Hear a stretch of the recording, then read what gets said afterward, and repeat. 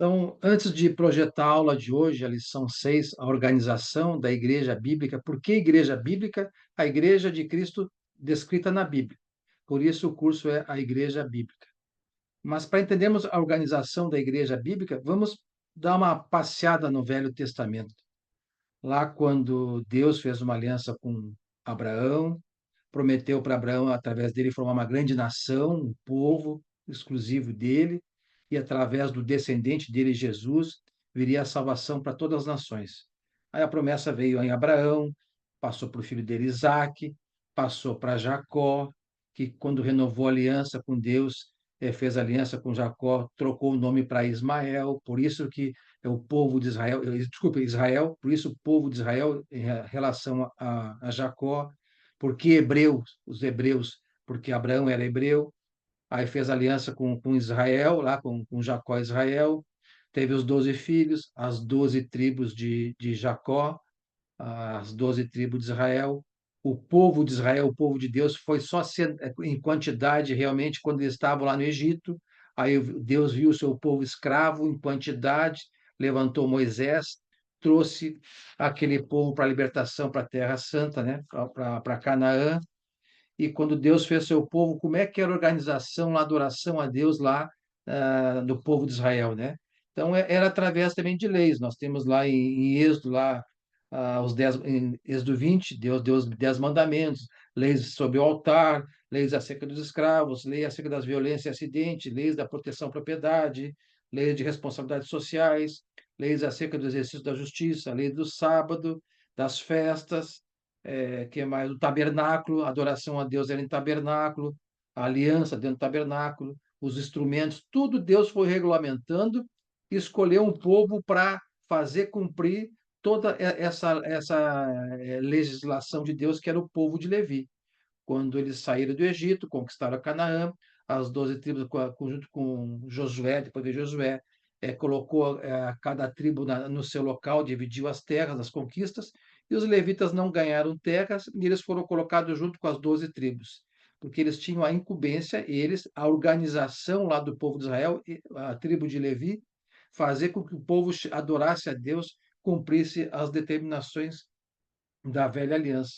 Aí vieram a época dos juízes, depois o povo de Israel pediu um rei, vieram a época dos reis, aí depois em Salomão, que desagradou a Deus e desobedeceu, casando com várias mulheres de nações que Deus desobedeceu, Deus não quis, né, que casasse para não misturar os povos da nação dele, e em consequência disso, ele disse que se você casar, essas mulheres vão fazer você desviar do caminho, e se desviou, começou a adorar outros deuses. Deus castigou Salomão, tirou o reinado da geração de Salomão, deixou 10 reinos do norte para Jeroboão, um servo, e dois reinos do sul, que é Judá, da onde veio Jesus, viria Jesus, Judá e Benjamim, para Roboão. Então, todos os reis do norte, a partir de Jeroboão, todos eles do norte foram desobedientes a Deus, infiéis a Deus, todos, e Deus castigou, né? Eles foram escravos dos assírios, e colocaram em Samaria lá outros povos, e houveram leões que matavam esses povos, aí os assírios trouxeram alguns descendentes do povo de Israel do norte para voltar a morar ali, houve a miscigenação dos povos, por isso que os judeus do sul, né, Judá não gosta dos samaritanos, porque tornou um povo misturado, não mais puro, e as 10 tribos do norte foram dizimadas pelos assírios, e as duas tribos do sul também, por desobediência a Deus, Deus castigou e profetizou, né? Joel, Jeremias, que seriam escravos dos babilônios. E foram escravos por 70 anos, 70 anos escravos. Depois, o próprio Daniel lá profetizou que o rei, no sonho do Nabucodonosor, né, o rei da Babilônia, que viria depois do Babilônia um outro reino, seria o Medo-Persa, que conquistaria os babilônios, depois dos Medo-Persas, os gregos, depois dos gregos, os romanos, e durante o Império Romano viria o grande reino, o reino de Cristo, a Igreja de Cristo, que não teria mais fim. E nós vemos realmente depois o Medo-Persa conquistando os babilônios, soltando o povo de Judá do cativeiro da Babilônia, aí sai Zorobabel, sai Esdras, Neemias, vão para suas terras, voltam a reconstruir o templo que foi destruído pelos babilônios, reconstruir o templo, reconstruir os muros, voltam a buscar o Senhor, a encontrar das leis, e mesmo assim os últimos profetas é sempre profetizando que viria o Messias, viria o novo reino, a igreja de Cristo. Depois de Malaquias, 400 anos de silêncio. Então, lá no Velho Testamento teve essa organização, aí veio o Novo Testamento, veio João Batista preparando o caminho, como profetizado no Velho Testamento, preparou o caminho, o arrependimento, arrependam-se porque o reino de Deus está próximo, e batizava para o arrependimento. Vem Jesus também como Filho de Deus, para ser a propiciação dos nossos pecados, não mais ser como era no Velho Testamento, todo ano tinha expiação, é, matavam animais para fazer a adoração a Deus pelos pecados, né, lembrar os pecados, e Cristo veio ser o único sacrifício, nosso sumo sacerdote, vem a Igreja de Cristo, nós vimos aqui na lição, e hoje nós vamos ver a organização da Igreja de Cristo. Rapidamente eu passei aqui sobre como é que era no Velho Testamento, então foi uma pincelada muito rápida, só para ter uma noção do que era e como é no Novo Testamento. Deixa eu compartilhar a lição de hoje, então. Muitas vezes as pessoas nos perguntam aí fora, a gente tem que estar preparado. Qual é a tua igreja, né? E sempre acham que nós temos igreja, que nós estamos ligados a alguma entidade, alguma seita. Nós vamos aprender hoje, vamos rever, que a igreja bíblica não é assim. Então, nós vimos na lição 1 o significado da igreja bíblica, está lá no YouTube a gravação. A lição 2, nós vimos que a igreja foi planificada, planejada por Deus, todas as profecias do Velho Testamento. Nós vimos que a igreja bíblica iniciou no dia de Pentecostes, lá em Atos 2. Nós vimos como é que vamos identificar uma igreja bíblica, é conhecendo a Bíblia, e nós vimos ali 11, 12 itens do que consta a igreja bíblica. E nós vimos os termos usados no Novo Testamento para designar a igreja de Cristo. E hoje nós vamos ver a organização da igreja bíblica. Então, a organização, né? A igreja bíblica no Novo Testamento é o mais simples organismo espiritual do mundo humano, mas apesar disto, é o mais forte e indestrutível. Lá o próprio Daniel profetizou, Jesus Cristo profetizou também. A igreja de Cristo passou por aflições chocantes, sendo banhada em sangue, os cristãos morrendo no primeiro século, perseguição, e refinada como no ouro, né? No forno das perseguições. As civilizações do mundo, elas entram no palco da humanidade e depois desaparecem. Quantas desapareceram já, né? E para sempre. Mas a igreja de Jesus, aquela bíblica, continua firme há quase 2000 anos e vai continuar até a volta de Cristo, como Paulo escreveu lá aos Romanos, né? Quando Cristo voltar, ele vai entregar a sua igreja a Deus. Bem disse Jesus lá em Mateus capítulo 16, versículos 18. Disse a Pedro, né? Eu lhe digo que você é Pedro, e sobre esta pedra, a afirmação de Pedro que Cristo é o Filho de Deus, edificarei a minha igreja. Então a igreja, o alicerce é Cristo, o Filho de Deus. E as portas do Hades, nem a morte poderão vencê-la. Então essa foi a afirmação de Jesus, a igreja dele. Então, vejamos como a igreja como um organismo simples e durável. A divina instituição que o próprio Jesus estabeleceu é verdadeiramente a incorporação da simplicidade, da seguinte forma: a igreja bíblica tem apenas um cabeça divino, só um, e permanente, que é Jesus Cristo. Sobre Jesus, o apóstolo Paulo afirmou, lá em a carta aos Colossenses, capítulo 1, versículo 18, uma das cartas que ele escreveu na prisão, 2 anos, prisão domiciliar em Roma, né? Ele, Jesus Cristo, é a cabeça do corpo que é a igreja. Então, a igreja, os membros do corpo de Cristo, que ele é o cabeça, é a igreja de Cristo. Ele é o princípio e o primogênito dentre os mortos, para quem tudo tem a supremacia. Então, a igreja de Cristo é espiritual. O prédio onde nós nos reunimos, já vimos isso, o prédio onde nos reunimos, é o local onde a igreja, que são os membros, se reúne. Então, a igreja não é o prédio, não é uma placa, não é uma identificação. A igreja são os membros do corpo de Cristo, que ele é o cabeça. Então, Paulo usou o tempo presente quando escreveu que Jesus era o cabeça da igreja, apesar de ter escrito essas palavras quase 30 anos depois da ressurreição de Jesus. O tempo também é progressivo, sugerindo a continuidade de Cristo como soberano da igreja até os dias de hoje e sempre. Paulo, na carta aos Efésios, também diz que Deus exerce o seu poder em Cristo. Então, essa carta aqui também foi escrita na prisão domiciliar, aquela em Roma. Este poder ele exerceu em Cristo, ou seja, o poder de Deus, ele exerceu em Cristo, ressuscitando dos mortos e fazendo-se assentar à sua direita, à direita de Deus, nas regiões celestiais, muito acima de todo governo e autoridade, poder e domínio, e de todo nome que se possa mencionar, não apenas nessa era, mas também na que há de vir.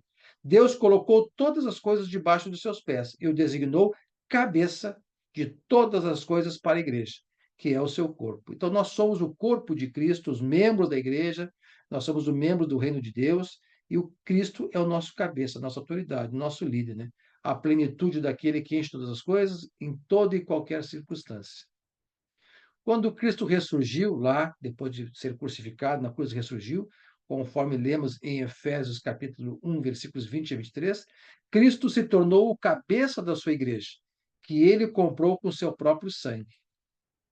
O apóstolo Paulo deixou isso bem claro quando conversou com os presbíteros lá de Éfeso e Mileto, quando Paulo, na segunda viagem missionária, no final da segunda, indo já para Jerusalém, ele chamou os presbíteros de Éfeso e Mileto, deslocando para Jerusalém, e conversou com eles lá, onde diz Atos capítulo 20, versículo 28. Cuidem de vocês mesmos, essa é a função dos presbíteros, nós vamos ver na lição de hoje, e de todo o rebanho sobre o qual o Espírito Santo os colocou como bispos, para pastorearem a igreja de Deus, que ele comprou com seu próprio sangue. Então, Cristo morreu na cruz, quando ele pegou na ceia, na Páscoa, ele instituiu a ceia, pegou o cálice. Este é o cálice, o símbolo da nova aliança. Então, a velha aliança, o Velho Testamento, a nova aliança, o autor da carta de Hebreus diz que foi crucificada na cruz, morreu, e a nova aliança surge depois da morte e ressurreição de Cristo, no sangue de Cristo. Então, ele comprou a igreja com o sangue dele.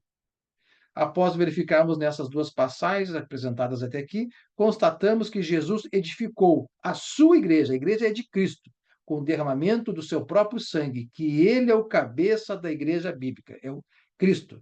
Não é pastor, não é presbítero, não é nenhum homem, é Jesus Cristo. Nós já vimos nas lições passadas, nós somos todos no mesmo nível, exercemos funções diferentes, com dons diferentes, mas a nossa autoridade é Jesus Cristo. Ninguém é autoridade dentro da igreja de Cristo, exceto Cristo.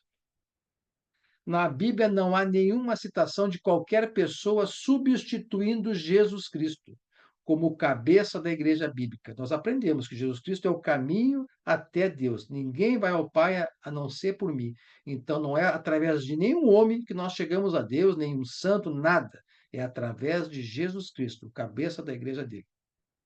A pessoa que afirma ser hoje em dia a autoridade da Igreja de Cristo não está com a verdade bíblica, pois a única autoridade da Igreja bíblica é Jesus Cristo. A Igreja do Senhor é um só corpo, tendo este corpo apenas uma só cabeça, que é Cristo, que comprou sua Igreja com seu precioso sangue. Então, Efésios capítulo 4, versículo 4. Há um só corpo, portanto, uma só igreja e um só Espírito. O mesmo Espírito Santo de Deus que habita nos cristãos é um só Espírito, é o mesmo Espírito. Assim como a esperança a qual vocês foram chamados é uma só. Repetindo aqui Atos 20, 28, quando Paulo falou aos presbíteros de Éfeso e Mileto, cuidem de vocês mesmos, de todo o rebanho sobre o qual o Espírito Santo os colocou como bispos, para pastorearem a igreja de Deus que ele comprou com seu próprio sangue. Então, quem administra o reino de Jesus, o corpo de Jesus, né, o corpo da que é a igreja, quem administra a igreja, o reino? A igreja bíblica não são os prédios físicos, muito menos as denominações dadas pelos homens aos prédios físicos. Esses prédios físicos nada mais são do que apenas o local de encontro dos membros do corpo de Cristo, ou seja, da sua igreja. Então, assim foi na Bíblia. Era em casas, era em locais públicos, era em escolas, a escola de Tirano, lá que Paulo também se reuniu para ensinar a palavra. Já vimos em lições anteriores que a Igreja de Cristo é espiritual, é formada pelos membros que são os discípulos e seguidores de Cristo, Jesus Cristo. Por isso, quando nos perguntam qual é a nossa igreja, nós não temos igreja, é a Igreja de Cristo. Aonde é que fica a tua igreja? Então, nós nos reunimos no prédio, no local, o endereço tal. Quando os irmãos, os membros da Igreja de Cristo estão lá, lá está a Igreja de Cristo. Você pode ser na casa de algum irmão, pode ser numa praça pública. Se dois ou mais cristãos estiverem reunidos, ali está Jesus, ali está a Igreja de Cristo. Então, esses membros da Igreja bíblica e espiritual entram nela através do batismo, onde confessam Cristo como Senhor e Salvador, tendo seus pecados perdoados e recebem o dom do Espírito Santo. Então, no momento que a gente recebe o Evangelho de Jesus Cristo, o plano de salvação, aquilo que os apóstolos pregaram, e a gente crê que Cristo é o Filho de Deus, Senhor e Salvador, se arrepende de nossa vida longe de Deus, portanto, devemos nos batizar, nos batizamos, temos os pecados perdoados e recebemos o Espírito Santo a habitar em nós. A partir desse momento, fazemos parte do corpo de Cristo, sendo membro de Cristo, discípulo de Cristo, cristão, integrantes da Igreja de Cristo, espiritual. Em cada localidade pode haver várias congregações. Aqui em Porto Alegre, nós temos a Zona Sul, onde eu congrego, na Birubá, temos na Lucas de Oliveira, temos na Agronomia. 3 congregações de irmãos da Igreja de Cristo Bíblica que se reúnem em localidades diferentes. Mas todas elas pertencentes ao mesmo corpo de Cristo, onde ele é o cabeça da sua igreja. Então, aqui nós temos vários irmãos do Brasil todo. Cada irmão deve congregar em algum local. Como saber se esses locais, lá está a igreja bíblica? Só frequentando a reunião dos irmãos, desses irmãos, e vendo se lá mesmo é pregado essa doutrina, só o que está na Bíblia. Exemplos, né? Nós vimos na igreja bíblica, sabemos que os cristãos do primeiro século, Atos 27, no primeiro dia da semana, domingo, nos reunimos para partir o pão, ceia do Senhor. Então, a igreja bíblica, todo domingo se reúne para partir o pão, fazer a ceia bíblica. Sabemos que existem grupos religiosos que fazem a ceia uma vez por mês, fazem a ceia outros dias fora de domingo. Então, isso é sã doutrina, temos que seguir a igreja bíblica. Não há nenhum exemplo no Novo Testamento de adoração a Deus com instrumentos musicais. Isso é do Velho Testamento, instituído por rei Davi, onde quem tocava os instrumentos era a tribo de Levi. Hoje não tem mais essa divisão, os levitas, hoje é a Igreja de Cristo, e todos os exemplos bíblicos do Novo Testamento, a partir de Atos, quando surgiu a Igreja Bíblica, todos os cânticos é a viva voz, a capela. Tanto que Martinho Lutero, nas suas 95 teses contestando a Igreja Católica, uma delas foi lá: não, nós temos que voltar à Igreja Bíblica. A adoração a Deus não é com o uso de instrumentos. Então, essa foi uma tese. Então, tem várias outras coisas que acontecem que os homens se desviaram da Igreja Bíblica, formando as suas organizações. Então, portanto, Jesus Cristo é o cabeça da sua igreja no sentido universal, no mundo todo, e também no sentido local, na localidade e cidade, quando falamos a respeito das congregações locais nas cidades. Se nós lemos a Bíblia, tinha a igreja de Cristo em Roma, a carta aos Romanos foi para ele. Tinha a igreja de Cristo em Filipos, a carta aos Filipenses de Paulo foi para eles. Em Colosso, em Laodiceia, a carta aos Gálatas foi para a região da Galácia. Então, Tessalonicenses em Tessalônica. Então, havia a igreja de Cristo, congregações nas localidades, todas dentro da mesma doutrina de Cristo e dos apóstolos, seguindo ali as orientações, que foram todas registradas. Então, hoje, no mundo moderno, hoje nós temos a Bíblia, nós temos condições de ser a igreja bíblica genuína do primeiro século. Basta seguir apenas o que está na Bíblia. Vimos até aqui que Cristo é o proprietário da sua igreja, que ele comprou com seu próprio sangue, que a igreja surgiu no dia de Pentecostes, após a ressurreição de Jesus Cristo, e que ele é o cabeça da sua igreja, onde seus integrantes são os membros do corpo espiritual, ou seja, da igreja de Cristo. Mas a Bíblia também fala que existem funções, vamos entrar agora nas organizações, funções espirituais a serem exercidas por parte dos membros do sexo masculino da igreja.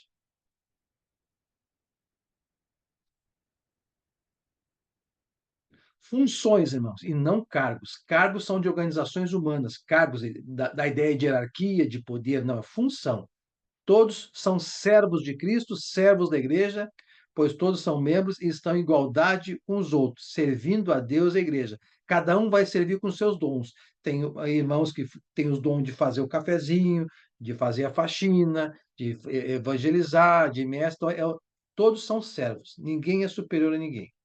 Essas funções, primeiramente na Bíblia, são a de presbítero, bispo, que pastoreiam a igreja, e os diáconos, que servem a igreja, serviço, servidão. Paulo, juntamente com Barnabé, em sua primeira viagem missionária, designava nas congregações locais da igreja de Cristo homens nas funções dos presbíteros. Nós vemos isso aonde? Em Atos 14, 23. Depois que ele terminou a primeira viagem, passou para as cidades, retornou para ver como é que estava a cidade, ele foi e retornou. No retorno está escrito essa passagem aqui, Atos 14, 23. Paulo e Barnabé designaram-lhe presbíteros, no plural, em cada igreja. Então, em cada igreja, no mínimo, 2 presbíteros. Não existe congregação da Igreja de Cristo bíblica com um presbítero só. No mínimo, 2. Tendo orado e jejuado, eles o encomendavam ao Senhor, em quem havia confiado. Então, designavam essa função, escolhiam os presbíteros e oravam para que eles desempenhassem bem o seu papel. Qual o papel? Pastorear a igreja de Cristo. Esses homens designados presbíteros, pastores ou bispos são responsáveis pelo bem-estar espiritual da congregação. Isto é evidente no exemplo apresentado em Atos 20, versículos 17 e 28. De Mileto, Paulo mandou chamar os presbíteros da igreja de Éfeso, então os presbíteros de lá, daquela localidade. Cuidem de vocês mesmos e de todo o rebanho. Essa é a missão deles, sobre o qual o Espírito Santo os colocou como bispos. Para quê? Para pastorearem a igreja de Deus, que ele comprou com o seu próprio sangue. E essa é a função dos presbíteros. O problema é que essas palavras presbítero e bispo foram transliteradas e perderam o seu sentido original. O que é transliteração? É o resultado de trocar letras da palavra de um idioma para outro, de forma que não se faz a tradução. Elas não foram traduzidas, foram transliteradas, mas sim que continuamos falando da palavra estrangeira, agora com som parecido ao da língua de origem e grafamos aquela palavra estrangeira com o nosso alfabeto. Mas isso não garante que compreendamos o sentido do termo original. Vejamos, então vocês vão aprender hoje o sentido do termo original. Episcopos, do grego, deveria ser traduzido por cuidador, visitador, mas transliteraram e passaram a chamar de bispos. Então, qual é a função dos bispos? É o episcopo, é o cuidador, o visitador, aquele que visita os irmãos, as famílias da Igreja de Cristo, vê como é que estão, aqueles que cuida. Esse tem esse zelo pela Igreja de Cristo, pelos membros da Igreja de Cristo. E presbíteros, lá em grego, deveria ser traduzido por ancião, homens maduros. Não, foi transliterado para presbíteros. Então, os presbíteros, o sentido correto é o ancião, a pessoa de idade, o homem maduros, homens maduros. Então, muitas vezes vemos aí presbíteros em alguns locais, pessoas jovens, sem experiência. Ambas as funções, episcopos e presbíteros, bispos e presbíteros, desempenham o papel de pastorearem a igreja de Cristo, cuidar do rebanho do Senhor. Então, eles cuidam, eles visitam, eles são anciões, homens maduros, funções dadas aos homens na Bíblia. Cada congregação tinha, naquela época, uma pluralidade de presbíteros, 2 ou mais bispos, desempenhando o seu papel de pastorear a igreja. Porque se ficar só um, essa pessoa ela pode se soberbecer, achar que é autoridade naquela localidade, naquela congregação local da Igreja de Cristo. Por isso que Deus é sábio escrever lá, nomear presbíteros no plural em cada congregação. Isto é evidente quando pesquisamos numerosas passagens, como, por exemplo, aqui Atos 14, 23. Paulo e Barnabé designaram-lhes presbíteros em cada igreja, então, presbíteros, e não presbítero. Filipenses 1:1, outra, Paulo e Timóteo, servos de Cristo, a todos os santos em Cristo Jesus, que estão onde? Em Filipos. Então, a igreja de Cristo em Filipos. Com quem? Com os bispos e diáconos, sempre no plural. De Mileto, Paulo mandou chamar os presbíteros da igreja de Éfeso, Atos 20, 17. A Bíblia nunca fala que as igrejas de Cristo, os locais, né, as congregações, tinham apenas um bispo ou um presbítero servindo na congregação, mas sempre cita que havia mais de um, pois as citações são sempre no plural. Portanto, 2 ou mais membros exercendo essa função, e não se trata de cargo, mais uma vez, como nós vemos em certos grupos, como cargos, né? Pois todos os membros do corpo de Cristo estão em pé de igualdade, ou seja, servir aos irmãos e a Deus, e servem com seus dons, com suas funções, mas ninguém é superior a ninguém. Tanto que Cristo deu um grande exemplo de ele, sendo mestre, lavou os pés dos apóstolos, para mostrar a servidão. E pediu para os apóstolos fazer o mesmo. O quê? Lavar o pé dos outros? Não. Servir aos outros. Servir. Também na Bíblia não encontramos homens exercendo essas funções. Desculpe. Correto. Também na Bíblia não encontramos homens exercendo essas funções em mais de uma congregação, pois cada congregação tinha os seus próprios membros exercendo essas funções. O que significa? Cada congregação, por exemplo, A Zona Sul nós não temos presbíteros, mas vamos supor que tivéssemos. Não temos, porque não temos pessoas qualificadas, vamos ver lá adiante. Se tivéssemos aqui 2 presbíteros, né, 2 ou mais, esses 2 presbíteros da Zona Sul, eles não exercem essas funções na congregação da agronomia e da Lucas de Oliveira. Então, as nomeações bíblicas no primeiro século, na igreja, em cada igreja tinha os seus presbíteros. Cada congregação, os presbíteros e os bispos cuidavam da sua congregação. Eles não tinham a obrigação de cuidar da do outro lá. Lá tinha os seus presbíteros que cuidavam. Então, nós vemos isso hoje em certas organizações religiosas, os presbíteros, os bispos, comandando, mandando com cargos em mais de uma localidade, em sedes e filiais. Nós não temos sede, nós não temos filiais. A Igreja de Cristo Bíblica é uma só, e existem as localidades, as congregações da Igreja de Cristo, como existia na Bíblia. A Igreja de Cristo, ela iniciou em Jerusalém, e depois de lá, a palavra do evangelho foi propagado e mais igrejas locais surgiram, grupos de irmãos, membros que se reuniam nas cidades. Então, cada cidade é uma congregação local, mas todas ligadas à única congregação espiritual, Cristo Jesus. Também tais funções na Bíblia nunca foram exercidas por mulheres. Não vemos pastoras, presbíteras, bispas, e por jovens. Tanto que o pastor, o bispo, é pessoa madura, mas sim por homens maduros que estão há muito tempo no corpo de Cristo e com bastante experiência espiritual para compartilhar e servir o corpo de Cristo. Ele tem a função de visitar, cuidar do rebanho. Não pode ser uma pessoa madura, imatura na fé ainda, né? Até porque no grego a palavra presbítero significa ancião ou maduro. Então, se você vê congregações aí, grupos religiosos com pastoras, bispas, não é a função bíblica. Não está de acordo com a verdade, não está de acordo com a igreja de Cristo que ele edificou, comprou com o seu próprio sangue e está registrado na Bíblia. Tá aí, para ser presbítero, Giovanni, e bispos, qual a qualificação? Deus deixou registrado na Bíblia. Paulo escreveu a Timóteo e a Tito, orientando a esses 2 evangelistas, né? Timóteo e Tito eram jovens evangelistas que organizassem as igrejas de Cristo nas localidades de Éfeso. Então, lá em Éfeso, em cada local que tinha igreja, grupos de irmãos que se reuniam, que nomeasse lá bispos e presbíteros, e Tito em Creta, designando presbíteros e bispos para pastorearem a igreja de Cristo, ou seja, para servir a igreja de Cristo, pastoreando o rebanho do Senhor. Ele deixou bem claros os requisitos que muitas vezes não é observado no mundo religioso de hoje. Então, a Timóteo, Paulo escreveu: esta afirmação é digna de confiança. Se alguém deseja ser bispo, deseja uma nobre função. Ele não falou um nobre cargo. É necessário que o bispo seja. Aí eu tenho que olhar as qualificações, e quando a igreja local designar, votar, escolher, tem que observar isso. Irrepreensível, uma pessoa irrepreensível perante a igreja e a sociedade. O marido de uma só mulher, uma pessoa moderada, uma pessoa sensata, respeitável, hospitaleiro e apto para ensinar. Ele tem que estar apto para servir.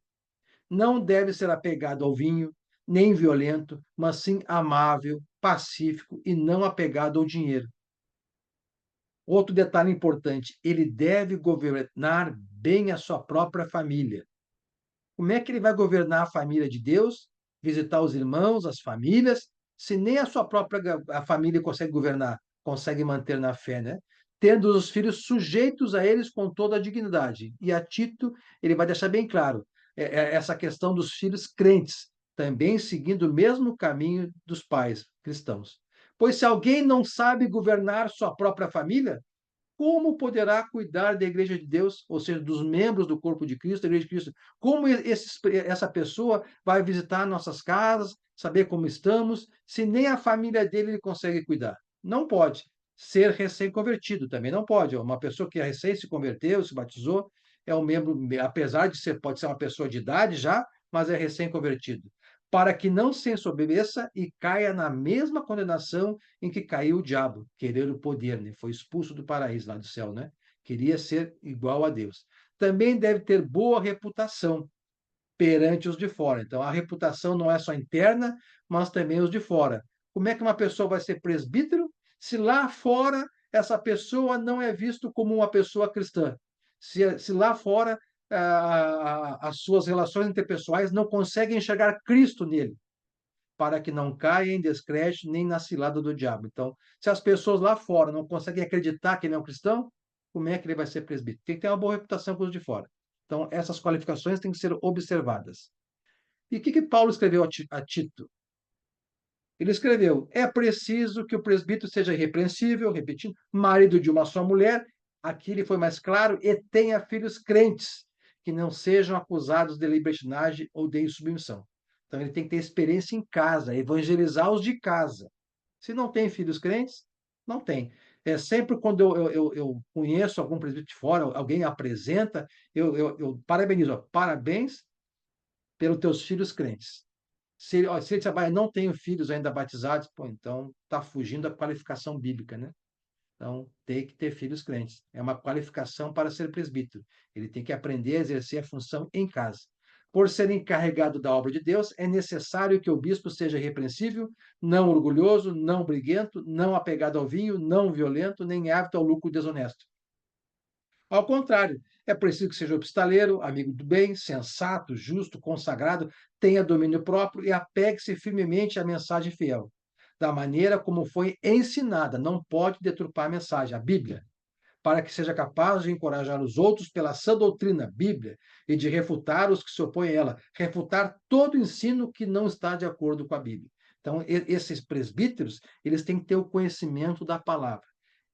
Essa função é nobre e de grande responsabilidade que Deus colocou em Jesus para as pessoas pastorearem aqui na terra a igreja de Cristo.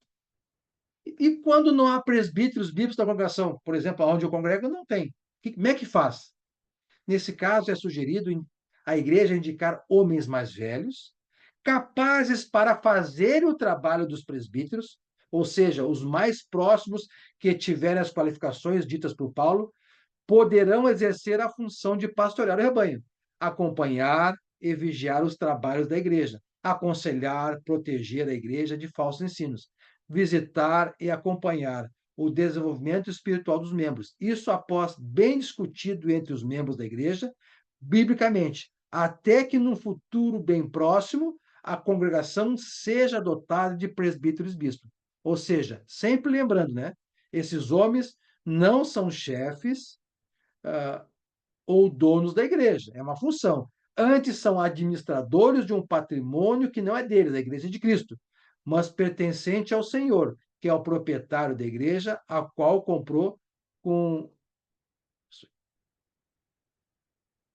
a qual comprou com seu próprio sangue. Esses homens mais velhos que a igreja escolheu, que estão próximos de serem presbíteros, mas falta alguma qualificação, ou faltam filhos crentes ainda, ou falta alguma coisa, eles vão exercer a função, mas nunca se intitulando presbítero daquela congregação. Vão exercer a função sem se titular o tal. Não pode, eu exerço a função, pastoreio, ajudo, as pessoas ajudam, mas eu sou presbítero. Não, ele só exerce a função. Nas decisões, né? Em caso de decisões que vão afetar a rotina do caminhar da igreja, devem ser sábios e convocar a assembleia, porque muitas coisas são decididas ali, né, pelos presbíteros e bispos, mas quando não tem, convoque a assembleia, para que tudo seja decidido com segurança e de modo como a Bíblia ensina. Nas decisões rotineiras do trabalho da igreja, os ministérios têm toda a autonomia para decidir, mas sempre comunicando aos presbíteros para que eles saibam que estejam bem informados no caminhar da congregação. Na Zona Sul aqui, nós temos os ministérios, não temos presbíteros, nós temos aqui o irmão Luiz como o mais experiente, o mais de conhecimento da palavra, mas ele não tem, ele tem dois filhos, somente o Miguel é batizado, o Gabriel é novo ainda, tem menos de 8 anos, 7 anos, né? É novo, e não temos um outro irmão também qualificado para tal. Se não tiver no mínimo dois, a Zona Sul não vai ter presbítero, mas o Luiz desempenha essa função de pastorear, de vigiar, de ajudar, assim como outros irmãos, de alguma forma, também ajudam. Mas as decisões nunca são deles, é de todo o corpo de Cristo. Nós temos os ministérios, que o próprio Luiz organizou com a igreja, que ajudam no desempenho do trabalho do Senhor, Ministério dos homens, das mulheres, do ensino, da benevolência e por aí afora. E se a congregação não tivesse presbíteros, deve comunicar a esse grupo de homens designados. Nós não temos, nós temos até um grupo de homens, né? Mas eu gosto de colocar o Luiz por ser a pessoa mais antiga na fé aqui, o mais experiente.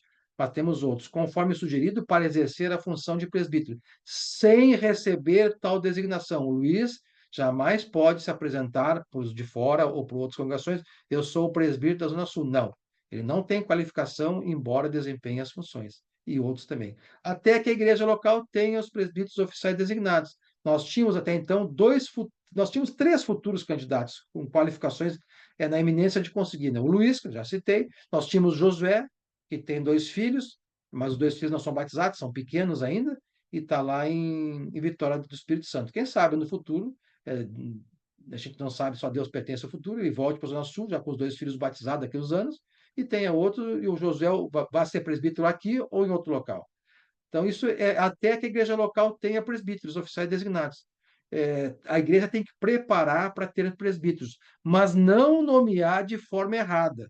Na ânsia da congregação ter presbíteros, nós vemos, infelizmente, muitas congregações pelo Brasil, a gente toma conhecimento, de pessoas sem qualificação, principalmente sem filhos crentes. Relembrando que os ministérios podem ser criados para facilitar o trabalho administrativo da igreja, como ocorreu em Atos 6, onde foi escolhido um grupo de 7 homens para servir às mesas e os apóstolos seguirem pregando o evangelho. Então surgiu um problema lá, os apóstolos, não vamos deixar de evangelizar, pregar o evangelho, para nos estar preocupando com a mesa, com as refeições. O que eles fizeram lá? Aqui a passagem. Atos capítulo 6, versículos 1 a 4. Naqueles dias, crescendo o número de discípulos, os judeus de fala grega, entre eles, queixaram-se dos judeus de fala hebraica. Então, porque suas viúvas, os de fala grega, estavam sendo esquecidas na distribuição diária de alimento. A obrigação de sustentar as viúvas era da igreja, estavam esquecendo de dar alimentos para as viúvas de fala grega. Por isso, os 12 reuniram-se com todos os discípulos e disseram: não é os 12 apóstolos, né?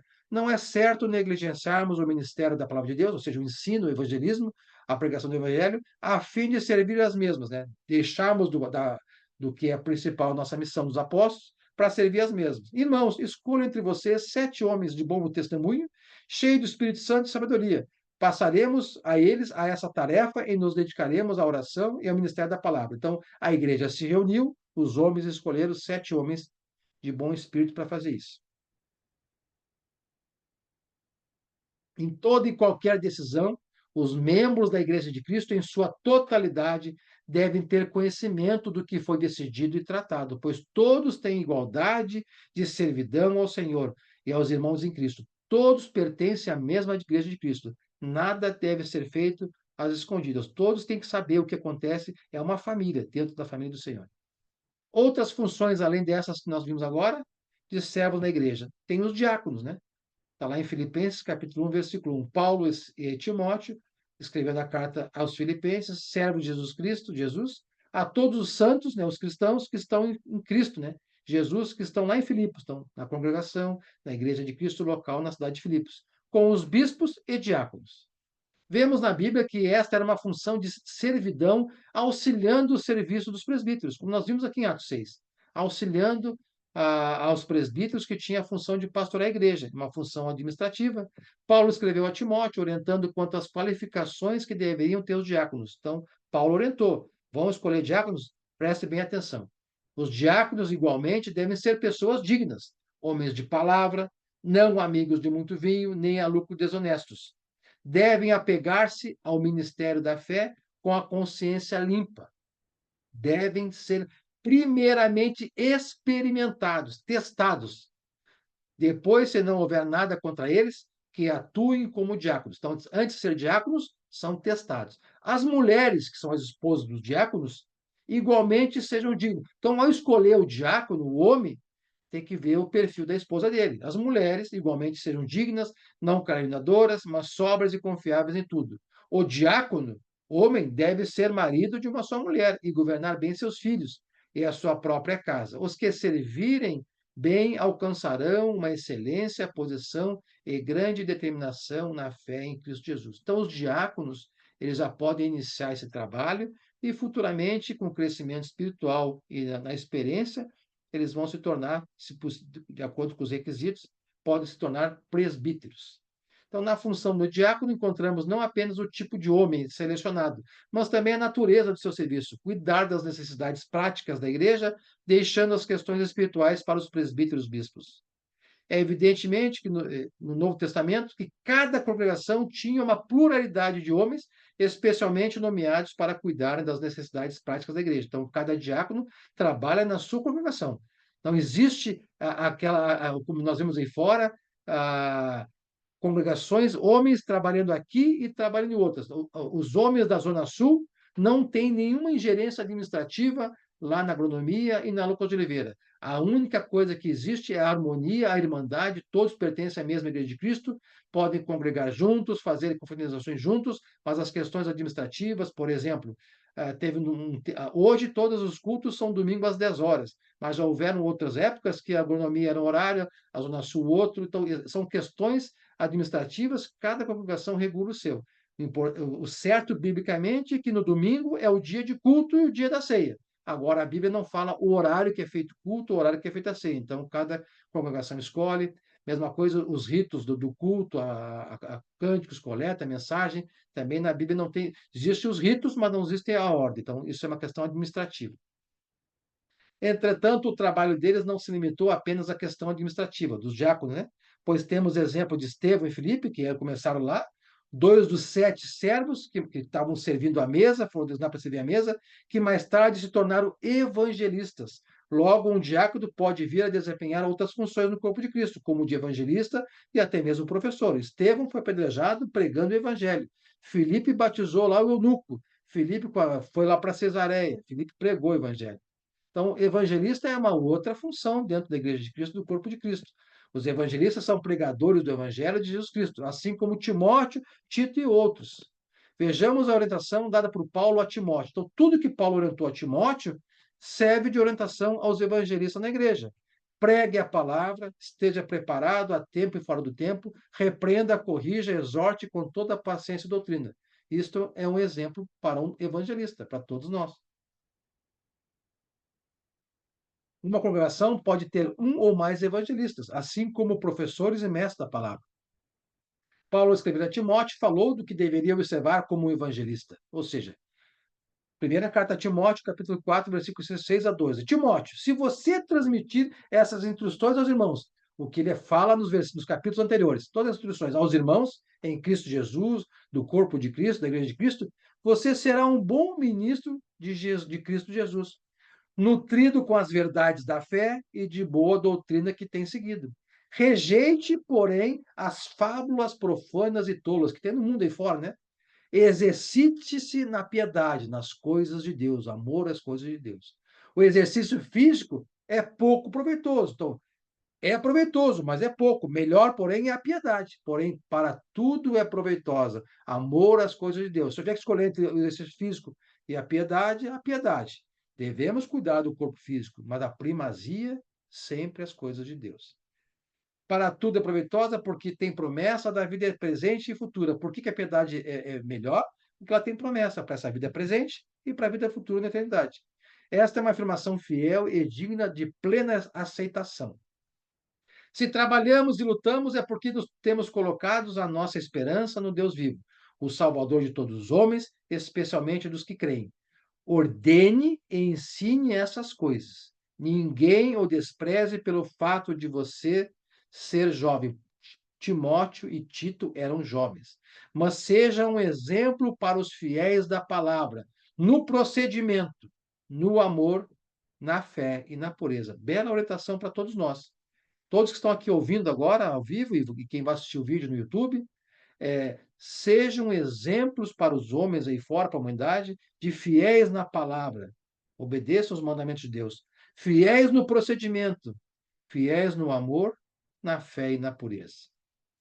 Ele segue orientando a Timóteo. Até a minha chegada, dedique-se à leitura pública da Escritura. Pregue a palavra publicamente. A exortação é o ensino. Não negligencie o dom que lhe foi dado por mensagem profética com imposição de mão dos presbíteros. Lá em Atos 16, 2, quando Timóteo foi apresentado a Paulo para ir na viagem missionária para os irmãos, eles profetizaram, disseram que Timóteo era um bom servo de Deus e encaminharam, encomendaram para Paulo levar nas viagens missionárias. Seja negligente nessas coisas, dedique-se inteiramente a elas, para que todos vejam o seu progresso, seu crescimento espiritual.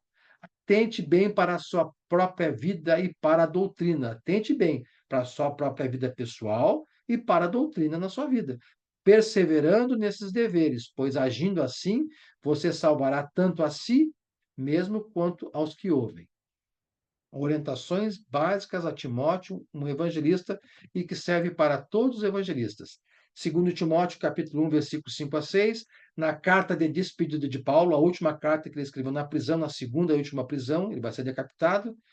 Na primeira prisão, ele foi preso quando chegou no final da terceira viagem missionária, quando chegou em Jerusalém, levando as coletas que ele arrecadou lá em toda a região, nas viagens missionárias, para os santos fiéis da Judéia. Chegando lá, ele foi acusado pelos judeus de anti-Deus, né? Blasfemando, porque os judeus não aceitaram Cristo, então, e ele entrou no templo, acusaram de colocar dentro do templo pessoas que não eram judeus. Então, foi mal acusado, uma acusação de idealização ideológica. Paulo era cristão já, e os judeus não cristãos acusaram Paulo, entregaram aos romanos, os romanos o prenderam. Cláudio Lisias, o guarda lá, queria saber. Paulo se explicou aos judeus, falou, pregou Jesus Cristo, e estavam escutando bem, até que quando Paulo falou, inclusive Deus me designou a pregar aos gentios. E os judeus detestavam erradamente os gentios, como os samaritanos, ali ficaram bravos e gritavam que merecia morrer e tudo mais. Então, ele ficou preso. O sobrinho de Paulo descobriu que havia um atentado contra a vida de Paulo, e Paulo mandou o sobrinho falar com Cláudio Lisias, que tomou conhecimento, transportou, ele mudou de presídio para Cesareia, ficou preso lá primeiramente com o reinado de Félix. Félix escutou ele, tinha condições de soltá-lo, mas por questões políticas, para não desagradar os judeus, né? Não criar uma revolução lá de desacordo romano com o judeu. Deixou Paulo preso, depois veio de Félix veio Festo, veio o rei Agripa. Paulo também se explicou ao rei Agripa, vieram advogados da Judeia e pediram para Festo, olha, leve de volta Paulo para Jerusalém, para ele ser julgado lá em Jerusalém. Paulo disse, não, eu sou romano, lá eu não vou ter um julgamento justo, apelo para César. Apelou para César, Paulo foi para Roma, e lá em Roma a gente sabe, ficou 2 anos preso, escreveu, evangelizando o preso, sustentado pelos irmãos, escreveu a Filipenses, Filemão, Efésios e Colossenses, 2 anos, e foi solto, porque os romanos viram que a prisão não tinha fundamento, questão ideológica. Já nessa segunda prisão, dessa segunda carta, não, aí foi por Nero. Perseguição de Nero aos cristãos, culpando os cristãos de incêndio. Nero queria fazer uma reforma na cidade de construções, botou fogo em Roma e culpou os cristãos, começaram a perseguir os cristãos. E Paulo foi preso. Então, Paulo escreve na prisão a segunda carta a Timóteo, encorajando Timóteo, um jovem, a permanecer na fé, no caminho, seguir o caminho de Paulo, pregando o evangelho, e Paulo se despede ali, que estaria já sendo derramado, sendo oferecido a sua vida. Então, na segunda carta de Paulo a Timóteo, está aqui: recordo-me, Timóteo, da sua fé não fingida, que primeiro habitou em sua avó Lóide e em sua mãe Eunice. Então, Timóteo, filho de grego e de uma mãe cristã judia, Eunice e vó, e estou convencido de que também habita em você. Por essa razão, torno a lembrar-lhe que mantenha viva a chama do dom de Deus que está em você, mediante a imposição de minhas mãos. Nós aprendemos lá que os apóstolos foram batizados do Espírito Santo, receberam poderes. O primeiro poder recebido pelos apóstolos, nós vimos nas aulas passadas, foi o dom de falar em línguas. E lá em Atos 2, eles começaram a falar naquelas línguas maternas do pessoal que estava lá em Jerusalém, no dia de Pentecostes. As pessoas ouviam maravilha de Deus na sua língua materna, e eles diziam, mas como? São todos galileus? Como ouvimos em nossas línguas maternas? Então, o falar em línguas sempre foi línguas conhecidas. Por que Deus deu esse dom aos apóstolos depois que passou por imposição de mão a outros? Por quê? Porque a pregação do evangelho tinha que ser pregada nas mais diversas línguas. Começaram com os 12. que pregaram em cidades como Corinto, cidades portuárias, Cesareia, vinham várias nações. Então, eles precisavam desse dom de línguas para poder pregar o evangelho. Então, Paulo também tinha poderes recebidos, foi apóstolo, teve um encontro com Jesus, foi ensinado por Jesus na Arábia, está lá em Gálatas. Então, Paulo impôs as mãos em Timóteo e deu os dom para ele também evangelizar. Então, Paulo, falando a Timóteo, segue: pregue a palavra, Timóteo, esteja preparado a tempo e fora do tempo, repreenda, corrige, exorte com toda paciência e doutrina, pois virá o tempo que não suportarão a sã doutrina. Acontece hoje, as pessoas não querem ouvir a verdade, elas querem ouvir aquilo que lhe agrada. Ó, essa igreja me fala o que agrada, a prosperidade, me fala, essa tá boa para mim. Essa eu posso casar 2, 3 vezes, posso separar, essa pode fazer tudo. Então, essa me agrada. Pois virá o tempo que não suportarão essa doutrina, ao contrário, sentindo coceira nos ouvidos, juntarão mestres para si mesmos, vão procurar pessoas que pensam como eles, segundo os seus próprios desejos. Eles se recusarão a dar ouvido à verdade, voltando-se para os mitos. Você, porém, seja moderado em tudo. Suporte os sofrimentos, faça a obra de um evangelista, cumpra plenamente o seu ministério. Então, todo o trabalho do evangelista é pregar e ensinar o evangelho de Jesus Cristo, em sua própria cidade, bem como em todos os outros lugares possíveis. Pregar essa doutrina, a Bíblia, somente o que está na Bíblia. E ele, além de pregar aos não convertidos, pode pregar aos irmãos em Cristo em sua congregação, quando essa não dispõe de professores e mestres da palavra do Senhor. Ele também pode ser um evangelista, professor. O evangelista não é o líder da congregação, tomando as decisões dela. Nem ele, nem os presbíteros, bispos, nem os diáconos, caso tenha a congregação membros desempenhando essas funções, pois todos, mais uma vez, têm o mesmo papel de servos do Senhor e dos membros do corpo de Cristo.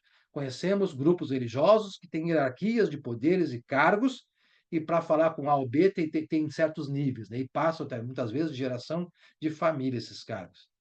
Todas as outras autoridades existentes nas diversas igrejas denominacionais pelo mundo aí, tais como padre, pastor, bispo no singular, tem pastor numa congregação só, um bispo, e sem as qualificações bíblicas, não tem filhos crentes e marido de uma só mulher e tudo mais, não observa o que está na Bíblia, presidente, comitê administrativo, cardeal, papa, só temos um pai, papa é pai, só que é Deus, né? Só temos um que nos leva até Deus, que é Jesus Cristo, não temos ninguém que nos leva a Deus, não. A oração é direto a Deus por meio de Jesus Cristo, não é a pessoas, a santos, nada. Então, tudo isso é estranho à palavra de Deus na Bíblia. Não estão amparados na Bíblia, portanto, estranhos à igreja de Cristo bíblica.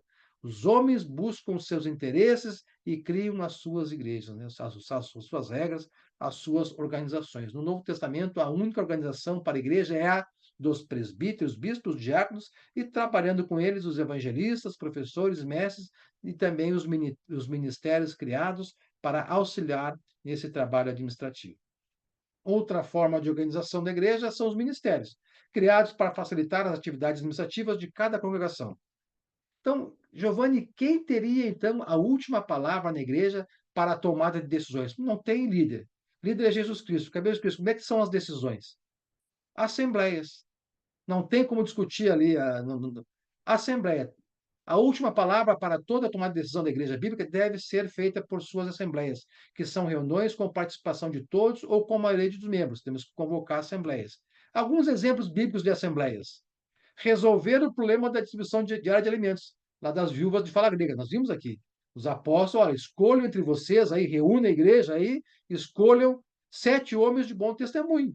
É essa a missão desse ministério que vai servir às mesas. A igreja escolheu.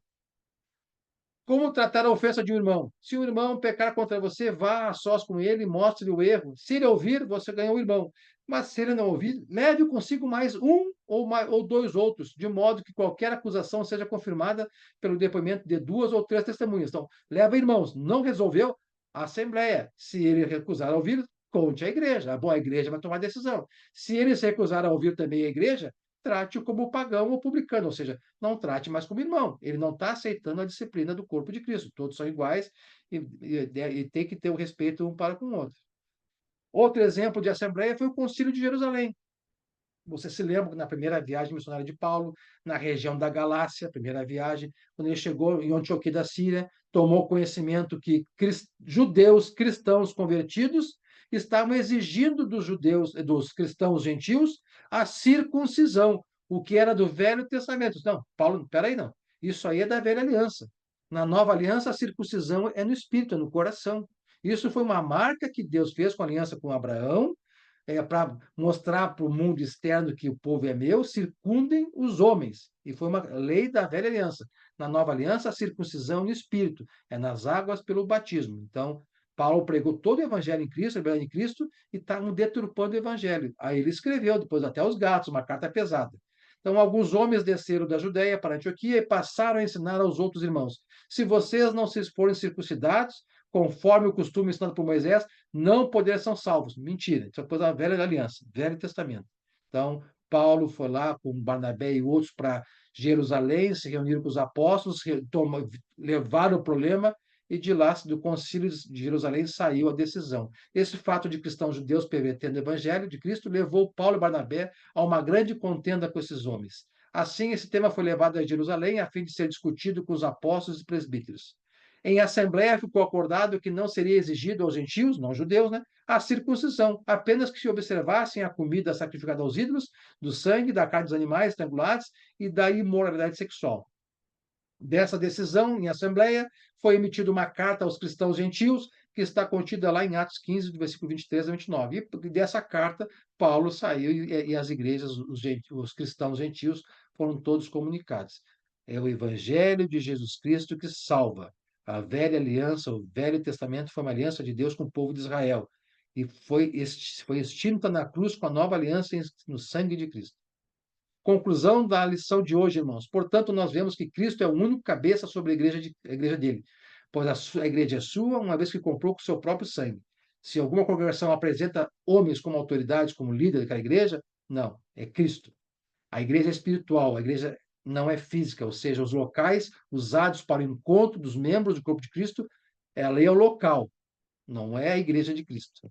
Os membros da igreja espiritual de Jesus Cristo têm Cristo como cabeça. Pode haver várias congregações. Citei 3 em Porto Alegre. Em Bahia, na capital, Salvador, tem 4.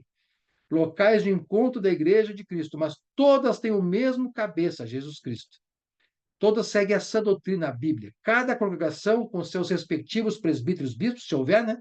Diáconos, evangelistas, professores da Bíblia, mestres e membros, é uma igreja espiritual com gestão administrativa funcional independente das outras congregações. Esta é a única organização bíblica da igreja. Qualquer esquema diferente deste apresentado na Bíblia não tem autoridade e causa uma porção de divisões religiosas. Voltemos todos nós à Bíblia para seguirmos o esquema designado por Cristo para a organização da sua igreja. Outra coisa que surgiu nos últimos anos por causa da lei dos homens. Vou explicar isso para vocês e prestem bem atenção. Não, não faz parte da Bíblia e não pode trabalhar essa doutrina. Outra coisa que surgiu com o crescimento material da igreja, os prédios, a quantidade de pessoas se reunindo no mesmo local, por questões de segurança, mas não é uma obrigatoriedade bíblica, e sim devido às leis dos homens, é o caso da criação de CNPJ para a congregação da Igreja de Cristo. Mas essa personificação material da igreja em jurídica é por questão da lei dos homens e não deve em nada contradizer o funcionamento bíblico da igreja. Uma coisa é a igreja bíblica espiritual, outra coisa é uma congregação que tem um prédio próprio grande, que reúne várias pessoas naquele local. Ela tem que estar adequada à lei dos homens, à lei dos bombeiros, lei de segurança, plano de prevenção de combate a incêndio, pessoa jurídica para administrar o bem. Vamos citar um exemplo: a igreja, no nome de um irmão. Esse irmão venha a falecer. Quem é o herdeiro desse prédio? Que a igreja comprou com as coletas para ter um local para se unir. É os herdeiros desse irmão, porque é uma pessoa física, então é uma pessoa física. Então, por isso que se cria a pessoa jurídica e se coloca a propriedade desse bem material para essa pessoa jurídica, com estatuto, a cada ano é nomeado ali, e no próprio estatuto aqui da Zona Sul, das grandes que eu conheço, não se pode vender o prédio. Se essa congregação for extinta, ou seja, os irmãos não congregarem mais, se mudarem, saírem, esse prédio ele só pode ser doado para outra congregação da Igreja de Cristo. Então, essa é a questão de segurança dos homens. Mas isso é uma questão à parte lei dos homens, que nada interfere na Bíblia e nem deve interferir. Giovanni, mas existem congregações que não têm CNPJ? Sim. É obrigado a ter CNPJ? Não. Depende da lei, depende da quantidade, da lei dos homens, que vão exigir. Congregações nas casas de pessoas. Não tem que ter. Não precisa ter ministério, é um grupo pequeno, é na casa do irmão, ou é alocado o prédio. Então, tudo é questão da lei dos homens que tem que se adequar ali à lei dos homens, não à lei de Deus. Então, vamos dividir essas duas coisas para ficar bem claro. Porque alguém pode dizer, mas a Igreja de Cristo agora tem CNPJ, é pessoa jurídica. Não, ela não é. Isso são outra coisa, lei dos homens. E eu acho que eu deixei bem claro aqui. Então, está lá em Romanos capítulo 3, versículo 1, todos devem sujeitar-se às autoridades governamentais, pois não há autoridade que não venha de Deus. As autoridades que existem foram por elas estabelecidas. Então, nós temos que respeitar a autoridade. O prédio da Zona Sul, onde nos reunimos como igreja, ali tem os extintores, o plano de prevenção de combate a incêndio, tem CNPJ, a Igreja de Cristo Zona Sul, a igreja é a pessoa jurídica. Se porventura todos os irmãos falecerem, se mudarem e extinguir ali, esse prédio vai ser locado, vai ser doado para outra congregação da Igreja de Cristo mais próxima. Então, é uma questão por fora. Estamos só nos adequando a esse ensino de Deus. Se sujeitem às autoridades governamentais, desde que a lei não venha de encontro, contrária à vontade do Pai. Isso não é contrário. Seguimos adorando a Deus com a organização da igreja bíblica. Que Deus abençoe a todos. Acho que a aula de hoje, irmãos, foi extensa. Vou parar porque a gravação